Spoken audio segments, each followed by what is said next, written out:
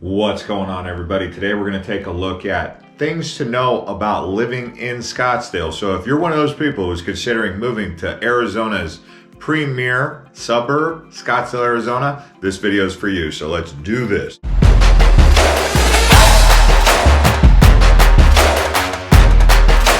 So the first thing to know about living in Scottsdale is this is a golf mecca. And when I say a golf mecca, I'm not just understating that. We have the largest golf tournament in all of the world, the Waste Management Open, also known as the Phoenix Open at TPC Scottsdale.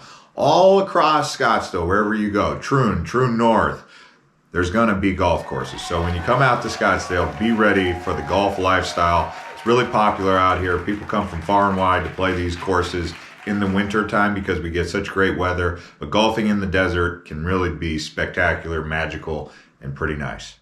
Scottsdale really does offer a lot of entertainment value, whether it's Old Town in the downtown area or going over to Talking Stick where the casino is and the lodge, the Great Wolf Lodge. We also have spring training in Scottsdale out there in the same area where the Talking Stick is. But you have the downtown area, the waterfront, right? Then you go up to Kierland, and then you have some of these other areas up in North Scottsdale, all the way up into Desert Mountain, where it's more of that luxurious kind of entertainment.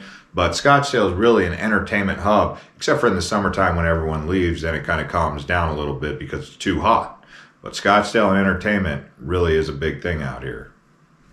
Another thing to know about Scottsdale is it's actually pretty affordable. Even though it's one of Arizona's most expensive regions or districts or cities, whatever you want to call it, municipalities, it still is pretty affordable compared to what you would get in like California's Beverly Hills or Palo Alto out in San Francisco or South Beach in Miami, the Hamptons up in New York. So right next door is Paradise Valley, but Scottsdale in and of itself, you can get in there, get a pretty affordable apartment, sometimes in the range of $1,500 to $2,000, but then it goes all the way up to $5,000. But considering it's one of Arizona's most expensive suburbs, to still be fairly affordable and not going to break the bank to live there, that's kind of interesting in my opinion, and a good thing.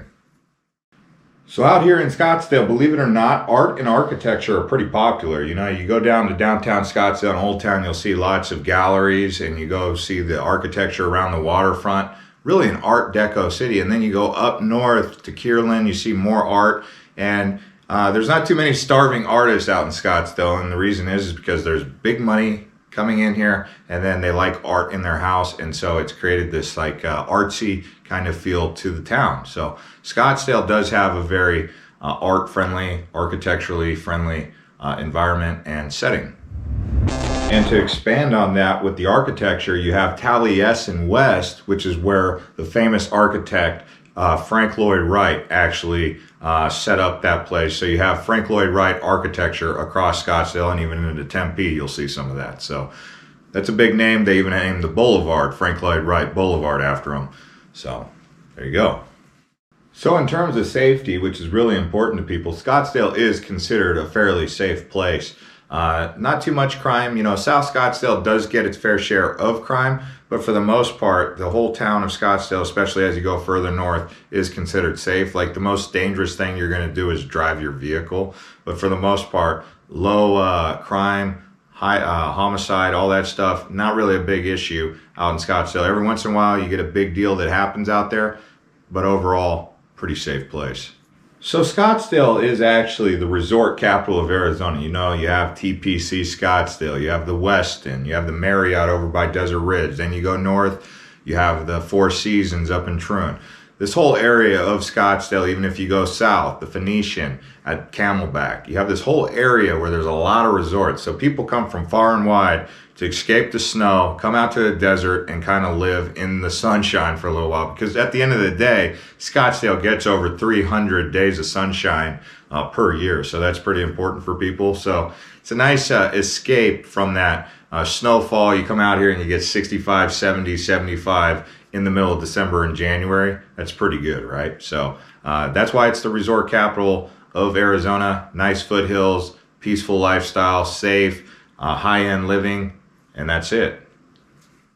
And when it comes to dining out here in Arizona, you're going to get some of the finest dining. I mean, the food out here is pretty diverse. You get everything from Japanese, sushi, you get Indian cuisine, Lebanese cuisine, good old American cuisine, Italian cuisine, good old Mexican cuisine. I mean, you get such a variety of different ethnic cuisines that it's really diverse. And so if you're one of those type of people who like a variety of different foods to be able to go out to dinner and have, you're going to get that out in Scottsdale. Probably the best place for diversity in culinary specialty out here in Arizona. So there you go. Kind of touching back on that South Beach vibe out here, but Scottsdale does have an upbeat vibe. That can be a good thing and it can be a bad thing. And I tell you why. Because even though it does have that upbeat vibe, these people who are kind of a little bit too uppity, you know, whether it's their driving or whatnot, that can kind of get on your nerves at times. But overall, it's just part of the vibe. Once you get in sync with it and you get used to it, it doesn't even bother you anymore. But at first, the uppity, upbeat vibe of Scottsdale can kind of throw you off at first. And it does have a unique vibe that you might not find elsewhere around the world. Now, with that said, to the positive, it does have a feel that's very unique to the rest of the world. You have this like family orientation that you just won't find anywhere else. I'm not saying that it's special or anything. It's just very unique because it's a desert, high-end lifestyle with the family that is really rare in most American cities and across the world. So it's hard to explain, something you'll pick up on when you get out here.